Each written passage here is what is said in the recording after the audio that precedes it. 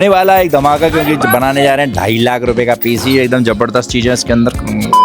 तो बात जब आती है एक बढ़िया पीसी बनाने की, तो कुछ चीज़ों का ख्याल रखना पड़ता है, जैसे कि अच्छे कंपोनेंट, अच्छे ब्रांड और अच्छी कॉन्फ़िगरेशन। उसके साथ ही वो जो कॉम्बिनेशन बन गया था उसी से आती है अच्छी परफॉर्मेंस। इसका ध्यान रखने के लिए थोड़ी बहुत स्टडी करनी पड़ती है, थोड़ा बहुत जानकारी लेके थोड़ा डिस्कस करके तब निकल के आता है। तो आज एक बनाने जा रहे हैं हम 2.25 यानी 2.25 लाख का एक पीसी, जिसको प्योर गेमिंग पर्पज से बनाया गया है, जिसमें AMD Ryzen 7 का 9800X 3D का यूज किया गया है और कुछ बाकी कंपोनेंट साथ में, बहुत सारी चीजें, लिक्विड कूलर, लियानली कुछ प्रोडक्ट्स का यूज किया गया है। तो लियानली बेस्ट ब्रांड में नाम आता है कैबिनेट में और पावर सप्लाई में। इसको चलते हम बनाने जा रहे हैं। तो दोस्तों मेरा नाम है सौरभ और आप देख रहे हो आनंद कंप्यूटर। आज हम बनाते हैं कुछ नया, एक गेमिंग पीसी। तो शुरू करते, चलिए आइए।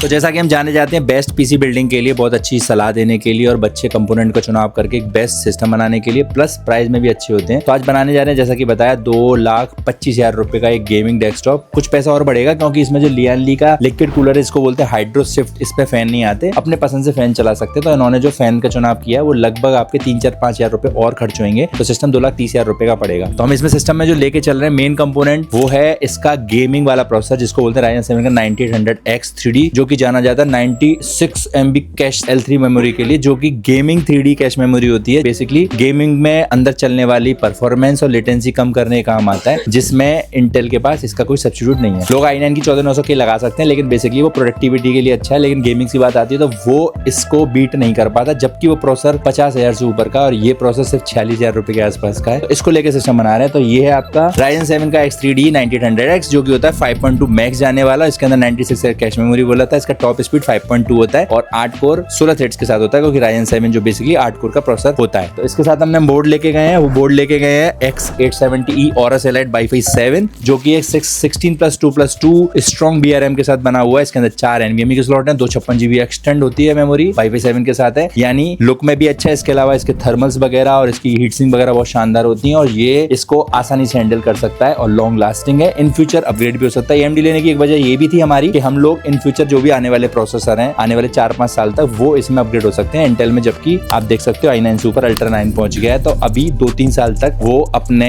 प्लेटफॉर्म को चेंज नहीं करते। लेकिन AMD में ये फायदा होता है कि वो 7-8 साल बाद अपने प्लेटफॉर्म को चेंज करते हैं। तो ये लगाया, साथ में लगाया हमने रैम का भी ख्याल रखा है। ये लेटेंसी CL30 वाली रैम है, 6000 मेगाहर्ट्ज का है। ये जो मॉडल हमने लिया है ये XPG का इको सीरीज का लांसर नियोन वाला है, जो 8GB वाला है, ये लिया है, जिसमें कि आपका इन फ्यूचर और रैम बढ़ाने का ऑप्शन है। आप आगे चल के इसमें 16+16 तो अभी ले ही रहे हैं और इन फ्यूचर बढ़ा के 64GB भी कर सकते हैं। रैम का रेट ज्यादा है, नहीं तो इनका जो मन था वो 32+32 का जब इन्होंने फाइनल किया था, लेकिन अब जब खरीदने वाले की बारी आई तो पता चला कि रेट बहुत ऊपर हो, तो इन्होंने 16+16 से ही कंप्रोमाइज कर लिया। इसके अलावा SSD जनरेशन 5, जो आपको पता है हम लोग जो लेटेस्ट कॉन्फ़िगरेशन लेके चल रहे हैं, और Gen 5 वाला ही, PCIe 5 वाला ही मदरबोर्ड है, तो SSD लेके चल रहे हैं 9100, 14,700 MBPS की होती है, 5 साल की वारंटी होती है। TBW होता है इसका 600 और सबसे ज्यादा स्ट्रॉन्ग, पावरफुल और लॉन्ग लास्टिंग बोली जाती है, क्योंकि सैमसंग का SSD में कोई मुकाबला नहीं है। लेकिन रेट भी ज्यादा है, क्योंकि अभी थोड़े दिन पहले रेट बढ़े, तो इसका रेट भी बढ़ा, ये हो गया आपका 20,000 रुपए का। तो इसको हैंडल करने के लिए हमने लगाया गोल्ड MSI की मैक्स सीरीज है, 850 गोल्ड, फुली मॉड्यूलर है, 7 साल की वारंटी होती है। इसको हैंडल करने के लिए सबसे बढ़िया है, आप चाहो तो इसमें 1000 वाट भी लेके जा सकते हो। 1000 वाट में 850 वाट में 4 से 5,000 रुपए का अंतर होता है, लेकिन नीड नहीं थी, क्योंकि हम देखते हैं इसका जो पावर होता है 120 TDP होती है इस प्रोसेसर की, तो 120 वाट लेता है, और जो ग्राफिक्स कार्ड होता है लगभग 350 वाट लेता है। तो 400, 500, 550 वाट तक का मैक्स है। 100-200 वाट एक्स्ट्रा लेके चलते हैं, इसलिए हमने 850 वाट का चुनाव किया। और लियानली की 011 कैबिनेट है, जो कि बहुत ज्यादा पॉपुलर है, इस समय मिल नहीं रही है, बड़ी मुश्किल से अवेलेबल हुई है, तो इसका रेट भी बताएंगे अभी। और ये बहुत शानदार है। इसमें बस एक माइनस पॉइंट ये है कि इसमें फैन आपको और खरीदने पड़ते हैं, तो ये 14,000 की कैबिनेट फैन लगाते लगाते 15, 16, 17,000 की पहुंच जाती है। खास बात है, बहुत ज्यादा स्पेशियस है और इसमें बहुत अच्छे लेवल का होता ही क्या है भाई, बहुत अच्छा लुक है, बहुत अच्छे ग्लास है और अपना जो भी पॉलिश वगैरह करते हैं, जो कलर कॉम्बिनेशन है बहुत अच्छा है। तो ये बन के आएगा तभी पता चलेगा। कैबिनेट के बारे में खास बात कुछ ज्यादा बताने लायक नहीं है, बेसिकली एयर फ्लो को ध्यान में रख के बनाई गई है और स्पेशियस बहुत है। सारे केबल का मैनेजमेंट आसानी से हो जाता है, जब बनेगा तब पता चलेगा। और हाइड्रोशिफ्ट का LCD वाला मॉडल लिया है इन्होंने, ये लिया है हमने, 6 साल की वारंटी में होता है लियानली का, क्योंकि लियानली जानी जाती है बेस्ट लिक्विड कूलर टेक्नोलॉजी को लेके और कैबिनेट को लेके। इनके स्टीमर केबल वगैरह बहुत सारी चीजें ऐसी आती हैं जो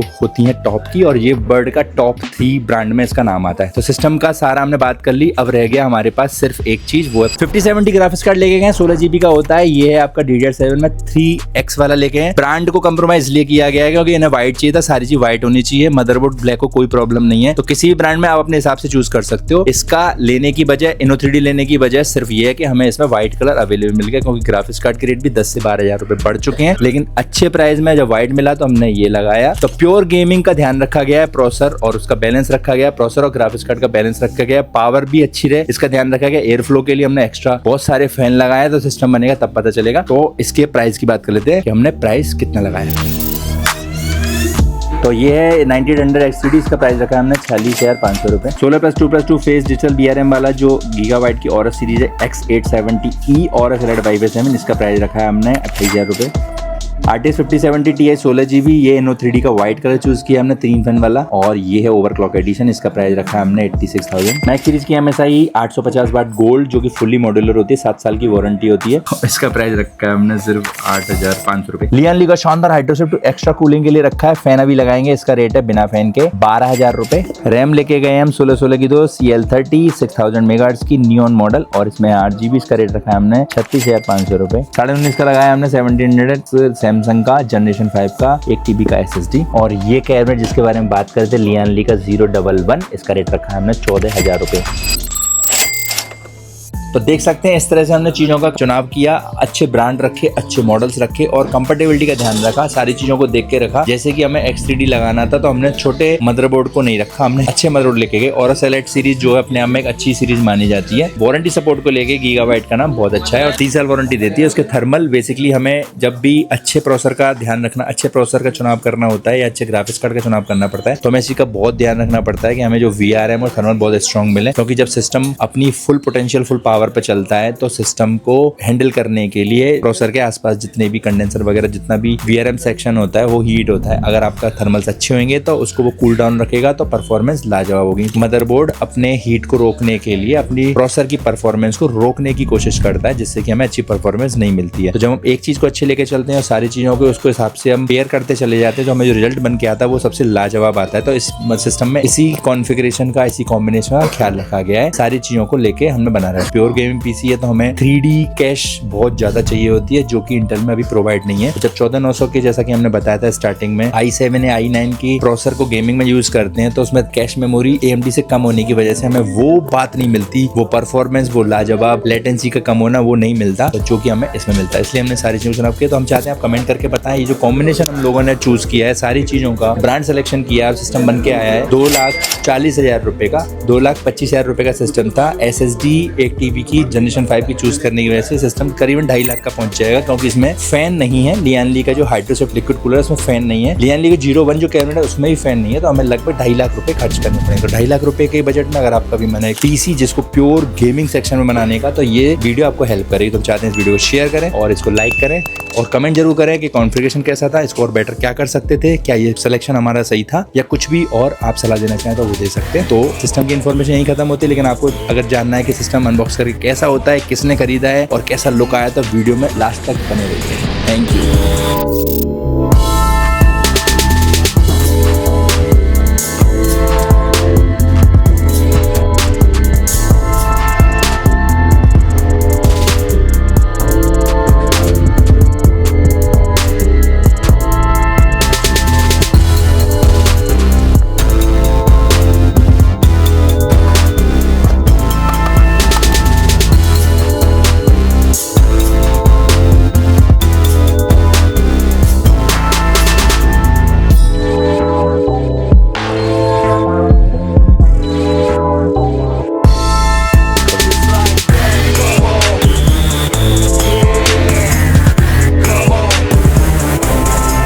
और टाइप सी का पोर्ट है, 40 Gbps, 2 टाइप सी है इसके अंदर, 2 USB, रेड वाले 20 Gbps वाले बोर्ड है, 2.5 गीगाबिट का लैन पोर्ट है और बाई 7 के साथ।